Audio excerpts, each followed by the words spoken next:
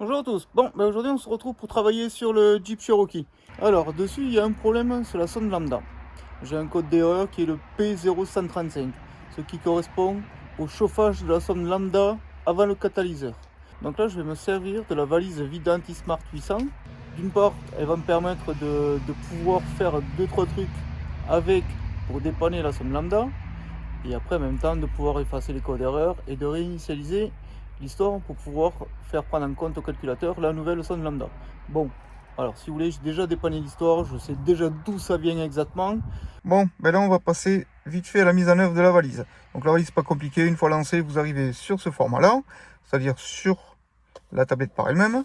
Après il suffit de prendre le VCI, de relier le câble avec la prise ODB dessus, et de brancher ça à la prise ODB de la voiture.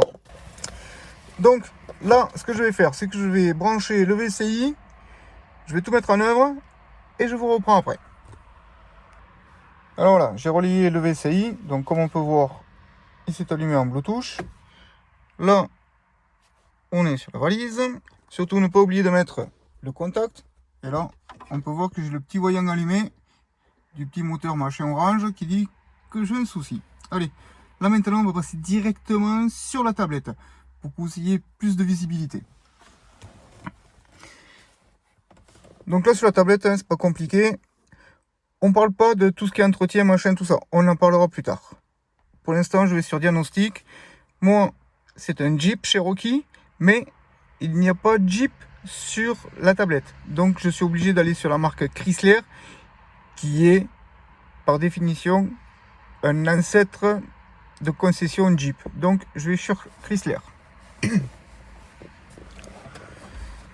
Donc là, si vous voulez, je peux sélectionner en automatique pour avoir le VIN, machin, mais sur des anciens véhicules, parfois ça ne fonctionne pas. Donc je passe directement en manuel, ce sera beaucoup plus simple pour moi.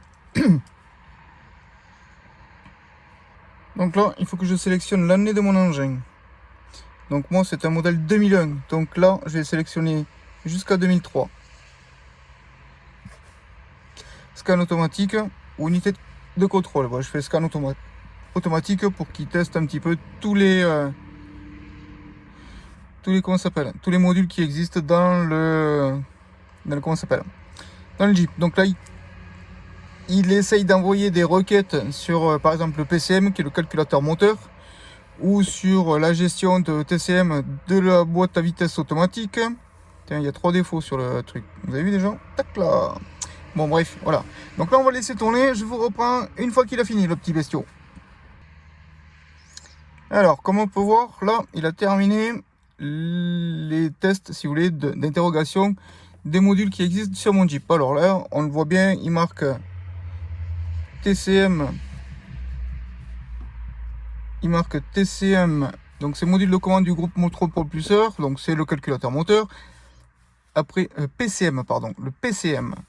Après, il marque le TCM, module de commande de transmission. Alors, on va faire vite fait le truc, c'est que le module de commande de transmission, parce que moi c'est une voiture en automatique, boîte à vitesse automatique, il n'arrive pas à le commander. Donc là, il me marque exactement 3 défauts aussi, mais c'est les 3 défauts, pareil, qu'il y a dans le calculateur moteur. Allez, on va aller voir un petit peu ce qui se passe. Donc là, sur les 3 défauts, on va regarder ce qu'il me raconte. Bon, normalement, c'est lié à la sonde lambda et tout ça, parce que j'ai chapeauté, machin, bon bref. Voilà, donc là, on se retrouve sur la valise.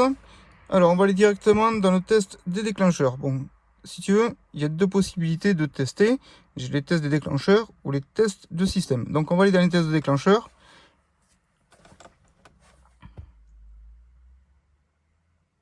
Donc, c'est appelé actionneur ou déclencheur, c'est pareil. Donc, là, moi, ce qui m'intéresse, c'est la partie, hop,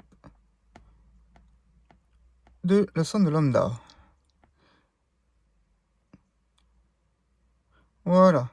Là, regarde, t'as vu ici? J'ai relais chauffage 1. Alors, 1, 2 et 2 sur 2 au 2. Donc ça veut dire que c'est la 1 sur 2, c'est celle qui est en avant du catalyseur, et la 2 sur 2, c'est celle qui est après le catalyseur. Tac. Je vais ici, donc là, il me demande si j'ai bien le moteur éteint. Tu réponds oui. Tu fais OK. On attend 2 secondes qu'il réfléchisse, le bordel. Et là, tu vois, regarde.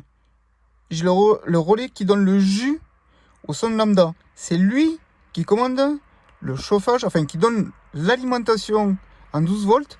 Donc là, il suffit que je mette en marche et je vois directement au niveau de la sonde si j'ai du 12 volts qui arrive, oui ou non.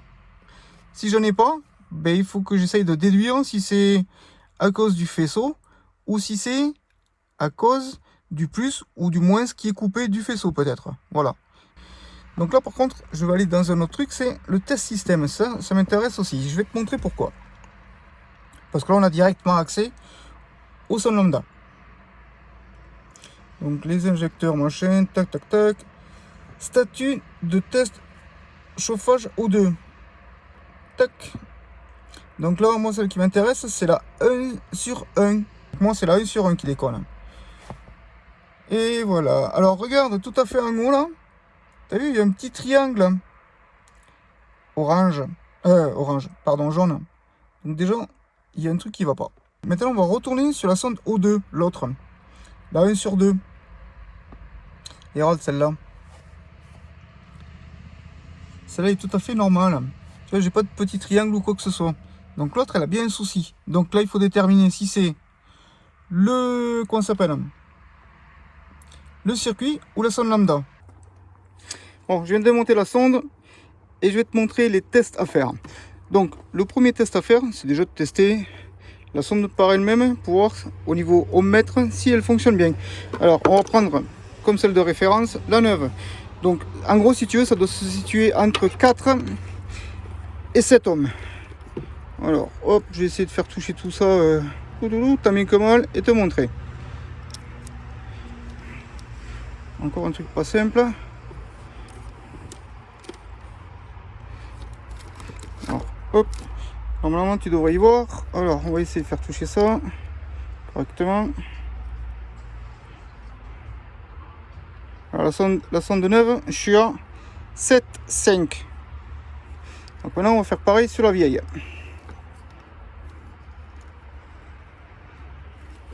Hop, la neuve là-bas. Maintenant la vieille.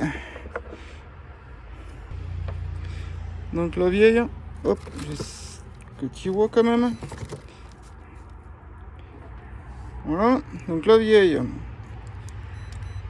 Oh ta gueule. La vieille, on est sur 6,5 aussi, 6,4. Donc ça veut dire...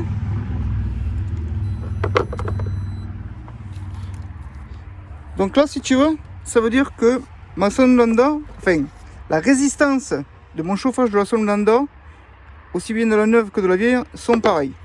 Donc après, second truc à vérifier. Tiens, tu retiens bien ce câble là, il est branché sur la borne moins du Jeep. D'accord? Hop, et il part dessous. Allez, maintenant on passe dessous et je vais t'expliquer. Alors tu vois la sonde qui pend ici, c'est la sonde lambda de... Hop, ici, arrière. Et là-bas, devant, ici, j'ai la sonde lambda du faisceau d'origine pour la sonde avant. Alors, je vais te montrer le dispositif. Bon, je te montre pas les cosses là-haut, et quand je vais faire le test, parce que j'ai que 2 mains et je peux pas tout te montrer. Donc, comprends bien qu'en fin de compte, hop, ici, je vais faire toucher la cosse plus à l'intérieur, ici. Tout à l'heure, je te montre après. Voilà, donc là, tu vois, ici, tu as vu tout à l'heure le câble que je t'ai dit, de la masse, qui vient de la batterie, c'est celui-là. Donc là, si tu veux, je prends la masse de la batterie, l'autre, je vais le mettre sur le plus de la cosse là-haut, de la sonde ici. Ouais, tu ne le vois pas dans la caméra. Hop, de la sonde ici, là. Je vais le mettre au plus. Et une fois que, avec la tablette, je vais commander le relais de chauffage des sondes lambda, ça va me donner, à la cosse là-haut, ça va me donner aux environs entre 10 et 12 volts. Parce que la batterie, ça fait un moment que je suis en train de tester les trucs, et elle se vide un peu. Donc, tu vas voir. Alors là, ce que je vais faire, regarde, je vais juste te mettre comme ça. Je te montre pas au niveau de la prise là-haut, mais tu vas voir que ça va s'afficher ici 12 volts quand je vais enclencher ici.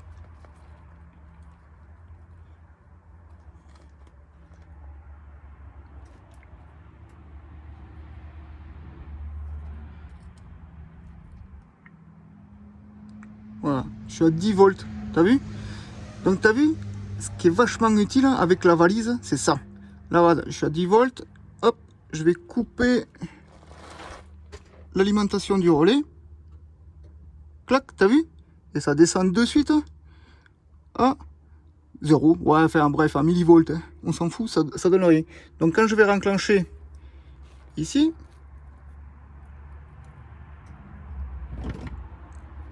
t'as vu? Ça remonte.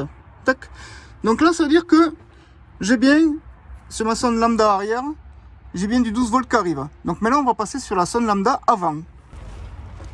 Alors, je suis pas sûr que tu vois correctement, je suis désolé, mais là, je suis dessous le Jeep et c'est un petit peu la merde. Donc, là-haut, je vais toucher la... Hop, je vais foutre le 12 volts. Voilà, donc là, le relais est enclenché. Et quand je fais toucher la borne, et bien là, j'ai rien du tout. J'ai pas de 10 volts ou de 11 volts, j'ai absolument pas de jus qui arrive.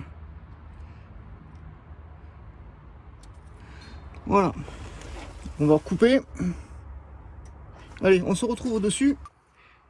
Bon, comme tu as vu, j'ai les fusibles qui sont bons, j'ai les relais qui sont bons. Par contre, j'ai toujours pas le jus qui arrive au niveau du fil là-bas. Donc là, ce que je vais faire, c'est que j'ai enlevé le relais qui commande, enfin qui donne le jus au niveau du chauffage de la sonde lambda, et je vais tester, si tu veux, pour savoir si le câble, ben, il est bien de, il est pas coupé au niveau entre le relais et la sonde là-bas. Donc là-bas, j'ai plugué, si tu veux, le comment ça s'appelle, j'ai plugué ce câble là ici, blanc, qui est relié à la prise pin en bas de la broche, 12 volts, plus 12. Et tu vois, là je suis à 9 mètres quand je vais toucher. Voilà, donc au niveau du relais ici, quand je vais toucher sur le pin, ça devrait sonner.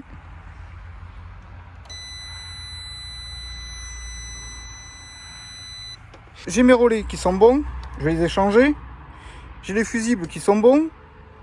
J'ai le faisceau électrique qui part d'en bas de la sonde lambda jusqu'au relais qui est bon. Mais quand je donne le jus, il n'y a pas de jus qui arrive en bas. J'arrive pas à comprendre. Bon, je vais encore continuer à chercher vite fait et je te reprends après.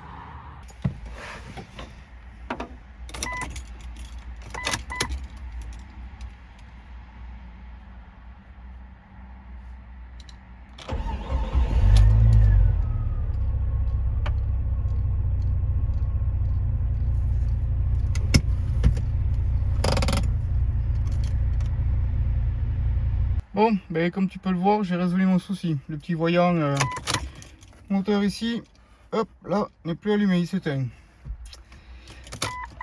Alors en fin de compte, c'était tout simple. Bon, je me suis fait chier, mais c'était tout simple. En fin de compte, le relais qui commande l'alimentation plus 12 sur le chauffage de la sonde lambda, la cosse était oxydée. Ouais, je sais, c'est complètement débile comme histoire. Bon, bref, alors à force de tergiverser et de tourner en rond, ben, j'ai fini par trouver. Donc j'avais une cosse qui alimente, la cosse qui alimente justement la broche de la sonde lambda au niveau du chauffage, le plus 12, et ben la cosse était oxydée, donc ça faisait pas contact au niveau du relais. Il y a tout qui fonctionnait sauf cette merde. Bon, bref, un coup de bombe contact, nettoyage de la broche, et puis c'est redevenu normal.